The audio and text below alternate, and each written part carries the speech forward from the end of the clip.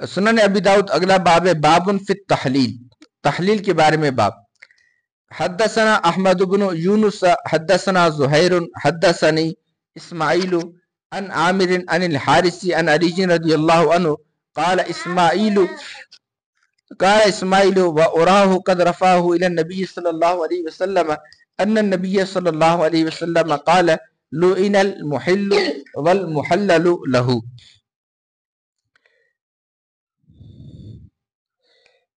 یہ حلالہ کے بارے میں حضرت مولا علی رضی اللہ تعالیٰ عنہ سے روایت ہے کہ نبی اکرم صلی اللہ تعالیٰ علیہ وآلہ وسلم نے ارشاد فرمایا حلالہ کرنے والے اور جس کے لیے حلالہ کیا گیا ان دونوں پر لعنت ہے۔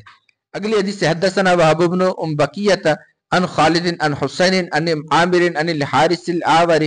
عن رجل من اصحاب النبی قال فرؤینا انہ علی عن النبی صلی اللہ علیہ وسلم بمعناه۔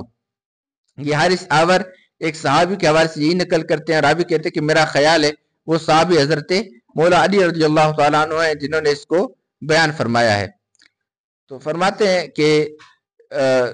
نکاح حتیٰ تنکح زوجن غیرہ، کہ یہ جو آیت مبارکہ ہے یعنی وہ نکاح صحیح نہ کر لیا، اور صحیح کی قید ہم نے اس لیے براد ہے کہ مطلق سے کامل فرد براد لیا جاتا ہے، اور نکاح کی نسبت میاں بیوی دونوں کی طرف ہو سکتی ہے۔ تو اس وجہ سے فرمایا گیا کہ جو حلال ہے اس کے اندر ہم بستری بھی ضروری ہے، لیکن جو فرمایا گیا کہ حلالہ جو ہے وہ کرنا جائز تو ہے لیکن وہ اس طرح کہ کسی مسلمان کی مشکل کو دور کرنے کے لیے کیا جائے، اور اس کے اندر نکاح کے اندر حلالے کے الفاظ کو استعمال نہ کیا جائے کہ میں حلالہ کر رہا ہوں یا حلالے کو قبول کر رہا ہوں، یا عورت بھی اس طرح کے الفاظ استعمال کرے۔ تو پھر نکاح حلالہ ویسے تو جائز ہے کہ جب کسی مسلمان کی مصیبت کو دور کرنے کی نیت سے کیا جائے، لیکن یہ بات یاد رکھی جائے کہ اس کے اندر حلالے کے الفاظ کو ذکر نہ کیا جائے، ورنہ تو حلالہ جو ہے وہ شریعت کا حکم ہے اور خود آیت مبارکہ سے ثابت ہے، حتیٰ تنکح زوجن غیرہ فرمایا گیا۔ تو یہ حلالہ کے بارے میں اور حلالے کے اندر بھی ہم بستری کی اس کے اندر وضاحت فرمائی گئی۔ اگلا باب ہے بابن فی نکاح العبد بغیر اذن موالیہ، یعنی کہ غلام کے اپنے آقاؤں کی اجازت کے بغیر نکاح کے بارے میں باب۔ حدثنا احمد بن حنبل وعثمان بن ابی شیبۃ وہذا لفظ اسنادی وکلامہ عن وقیع حدثنا الحسن بن صالح عن عبد اللہ بن محمد بن عقیل عن جابر قال قال رسول اللہ صلی اللہ علیہ وسلم ایما عبد تزوج بغیر اذن موالیہ فہو آہر، کہ حضرت جابر رضی اللہ تعالیٰ عنہ سے روایت ہے کہ نبی اکرم صلی اللہ تعالیٰ علیہ وآلہ وسلم نے ارشاد فرمایا جو غلام اپنے آقا کی مرضی کے بغیر نکاح کرتا ہے وہ زانی شمار ہوگا۔ اگلے حدیث حدثنا عقبۃ بن مکرم حدثنا ابو قتیبۃ عن عبد اللہ بن عمر عن نافع عن ابن عمر ان النبی صلی اللہ علیہ وسلم قال اذا نکح العبد بغیر اذن مولاه فنکاحه باطل۔ حضرت عبداللہ بن عمر رضی اللہ تعالیٰ عنہ سے روایت ہے کہ نبی پاک صلی اللہ تعالیٰ علیہ وآلہ وسلم نے ارشاد فرمایا کہ جب کوئی غلام اپنے آقا کی اجازت کے بغیر نکاح کرتا ہے تو اس کا نکاح باطل ہوگا۔ قال ابو داود هذا الحدیث ضعیف وهو موقوف وهو قول ابن عمر رضی اللہ تعالی عنہ، جبکہ امام ابو داود فرماتے ہیں کہ یہ حدیث ضعیف ہے اور یہ روایت حضرت عبداللہ بن عمر پر ہی موقوف ہے، یعنی انہی کا قول ہے، آگے نبی پاک علیہ الصلوۃ والسلام تک مرفوعاً ذکر نہیں ہے۔ غلام یا کنیز کا جو نکاح ہوتا ہے وہ ان کی آقا کی اجازت کے بغیر جائز نہیں ہے۔ امام مالک فرماتے ہیں غلام کے لیے ایسا کرنا جائز ہے کیونکہ جب وہ طلاق دینے کا حق رکھتا ہے تو نکاح کا بھی حق رکھتا ہے، جبکہ ہمارے دلیل نبی اکرم صلی اللہ تعالی علیہ وآلہ وسلم کا یہ فرمان ہے کہ جو غلام اپنے آقا کی اجازت کے بغیر شادی کر لے وہ زانی ہوگا، اور اس کی وجہ یہ بھی ہے کہ ان دونوں یعنی غلام اور کنیز کے نکاح کو نافذ قرار دینا اور ان دونوں کے حق میں عیب ہے، کیونکہ نکاح ان دونوں میں عیب شمار ہوتا ہے، لہٰذا وہ اپنے آقا کی اجازت کے بغیر اس کے مالک نہیں ہو سکتے۔ تو موقف یہی ہے کہ غلام اور کنیز ان کا نکاح جو اگر وہ نکاح کر بھی لیں تو پھر یہ نکاح آقا کی اجازت کے اوپر موقوف رہے گا، اگر آقا اجازت دے دیتا ہے تو ان کا نکاح منعقد ہو جائے گا، ورنہ پھر جو انہوں نے عقد نکاح کیا تھا وہ عقد جو ہے وہ باطل ہو جائے گا، فاسد ہو جائے گا، وہ ختم ہو جائے گا کہ جب تک آقا اس کی اجازت عطا نہ کر دے تب تک وہ موقوف رہتا ہے۔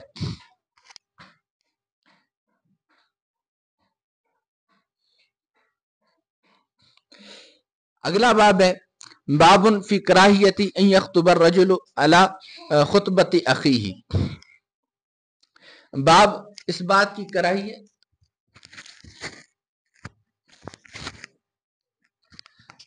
کی کراہیت کے بارے میں کہ کوئی شخص اپنے بھائی کے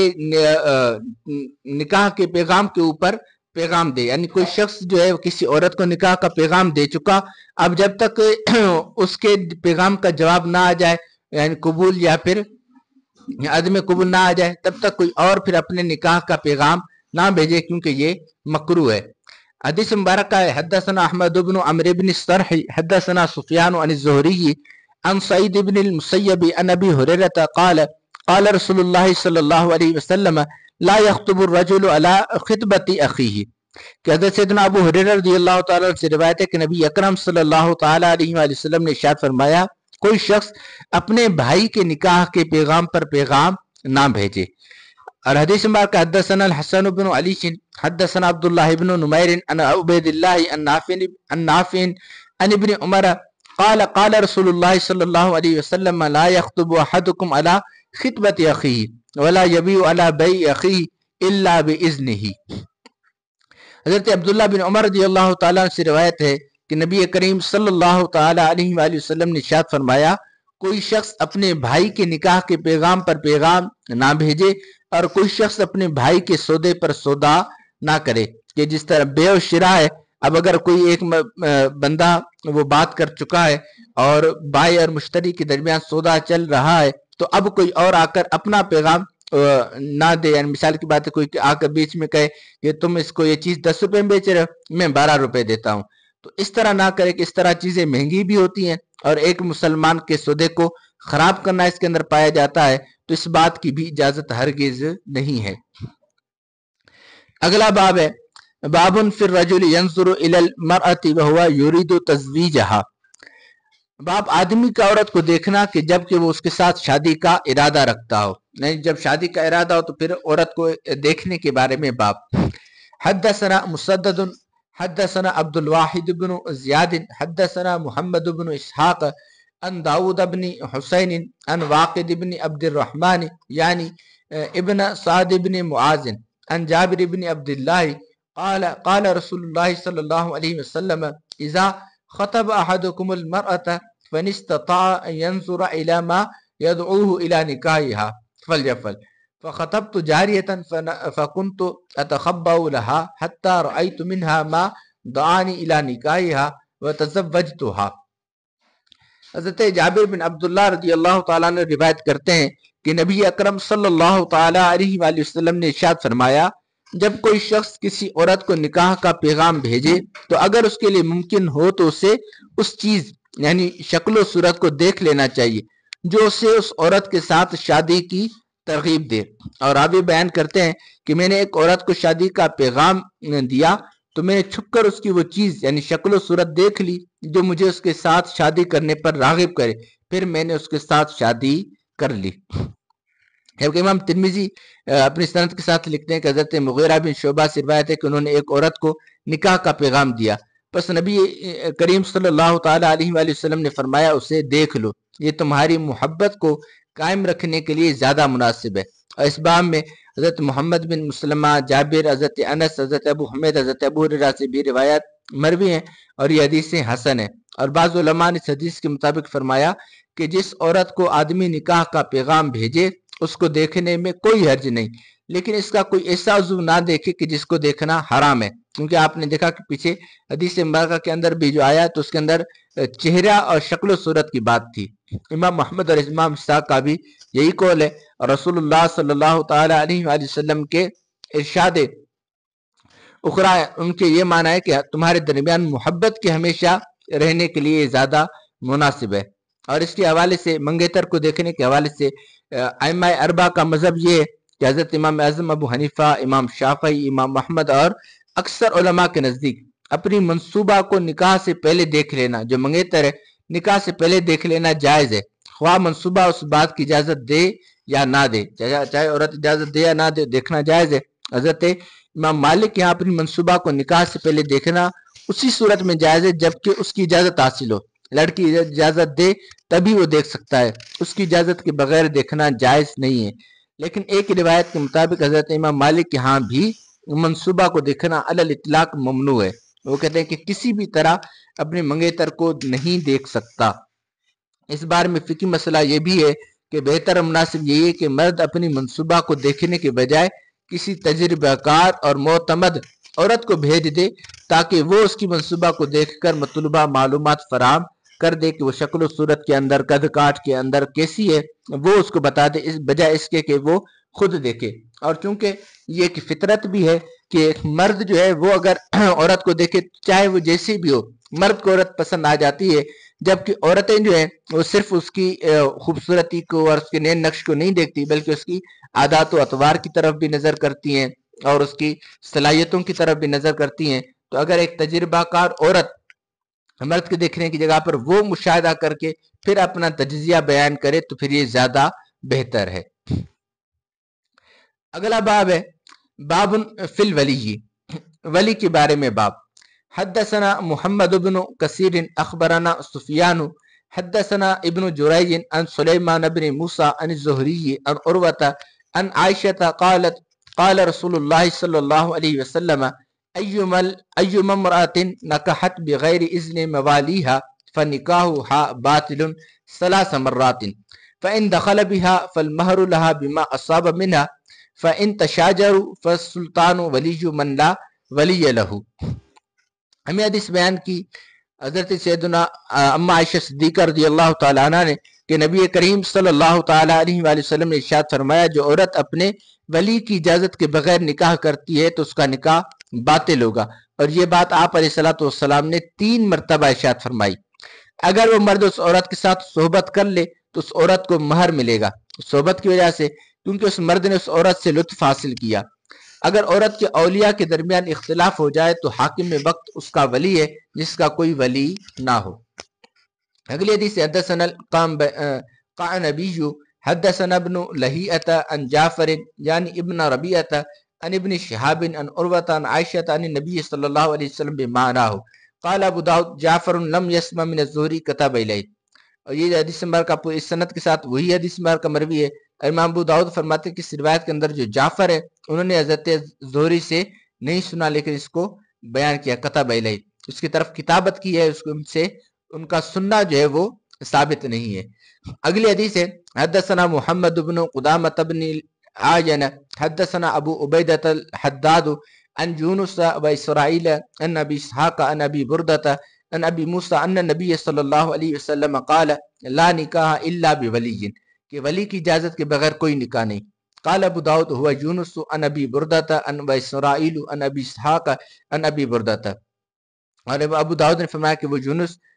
بیان کرتے ہیں ابو بردہ سے، اور اسرائیل ابو اسحاق سے، اور حضرت ابو اسحاق نے حضرت ابی بردہ سے۔ اگلے حدیث حدثنا محمد بن یحییٰ بن فارس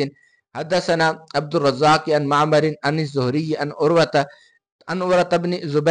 زبیر عن ام حبیبۃ انہا کانت عند ابن حجش فہلک عنها وکان فی من ہاجر الى ارض الحبشۃ فزوجها النجاشی رسول اللہ صلی اللہ علیہ وسلم وہی عندہم۔ سیدہ ام حبیبہ رضی اللہ تعالی عنہ بیان فرماتی ہیں کہ وہ پہلے ابن جہش کی اہلیہ تھی، جب ان کا انتقال ہو گیا اور وہ دونوں میاں بیوی حبشہ ہجرت کر کے گئے تھے تو وہیں پر ان کے شوہر کا انتقال ہوا تو نجاشی نے ان کی شادی نبی اکرم صلی اللہ تعالی علیہ وآلہ وسلم سے کروا دی، جبکہ وہ ابھی ان لوگوں کے ہاں یعنی حبشہ میں ہی تھی، تو انہوں نے نبی پاک علیہ السلام کا نکاح وہاں سے کر دیا، اس کے ساتھ ان کا نکاح کر دیا۔ اب ولی کی اجازت کے بغیر عورت کے نکاح کے بارے میں احناف کا موقف یہ ہے کہ امام ابو حنیفہ اور امام ابو یوسف رحمۃ اللہ تعالی علیہما کے نزدیک ظاہر روایہ کے مطابق عاقلہ اور بالغہ عورت کا نکاح ولی کی اجازت کے بغیر منعقد ہو جاتا ہے۔ اگر بالغہ عورت ہو، عقل بھی رکھتی ہو، وہ اپنا نکاح خود کرے، اگرچہ ولی کی اجازت نہ ہو تب بھی اس کا نکاح منعقد ہو جائے گا۔ ہاں اگر عورت نابالغہ ہو تب اس کا نکاح جو ہے وہ ولی کی اجازت پر موقوف رہے گا، جبکہ امام ابو یوسف سے ایک روایت یہ ہے کہ ولی کی رضامندی ضروری ہے، جبکہ امام محمد کے نزدیک اس قسم کا نکاح ولی کی اجازت پر موقوف ہوگا، اگر ولی اجازت دے گا تو نکاح منعقد ہو جائے گا ورنہ نکاح منعقد نہ ہوگا۔ تو یہ جو ہے احناف کا موقف یہی ہے کہ اگر عورت عاقلہ اور بالغہ ہے تو پھر ولی کی اجازت کی حاجت نہیں ہے، اور یہ جو حدیث مبارکہ بیان کی گئی کہ فنکاح ہوا باطل باطل باطل، تو یہ حدیث مبارکہ امام شافعی رحمۃ اللہ تعالی علیہ کے مسلک کی دلیل ہے کہ وہ فرماتے ہیں کہ ولی کی اجازت کے بغیر نکاح عورت کا ہوگا ہی نہیں۔ اور ہمارے جو مستدل آیت مبارکہ ہے وہ حتی تنکح زوجا غیرہ، یہاں تک کہ وہ عورت اپنا نکاح اس پہلے والے شوہر کے علاوہ کسی اور کے ساتھ کرے۔ تو اب یہاں پر تنکح میں مؤنث کا صیغہ ہے جو کہ مؤنث کے اوپر دلالت کرتا ہے کہ اس کا فاعل مؤنث ہو، تو جب اس کا فاعل قرآن پاک کے اندر مؤنث کو بیان کیا گیا تو اب اس سے ثابت ہوتا ہے کہ اگر عورت اپنا نکاح خود کر دے تو پھر اس کا نکاح منعقد ہو جائے گا، اس کے اندر کوئی حرج واقع نہیں ہوگا۔ تو اس کے اصول الشاشی کے اندر بھی اس کی پوری بحث موجود ہے کہ عورت ہو عاقلہ اور بالغہ ہو تو اور ولی کی اجازت کے بغیر وہ اپنا نکاح کرے تو اس کا نکاح منعقد ہوگا یا نہیں ہوگا۔ تو احناف کا یہی موقف ہے کہ اس کا نکاح منعقد ہو جائے گا۔ اللہ تبارک و تعالی ہمیں شرعی مسائل سمجھنے، سیکھنے اور دوسروں تک پہنچانے کی توفیق عطا فرمائے۔ وما علینا الا البلاغ۔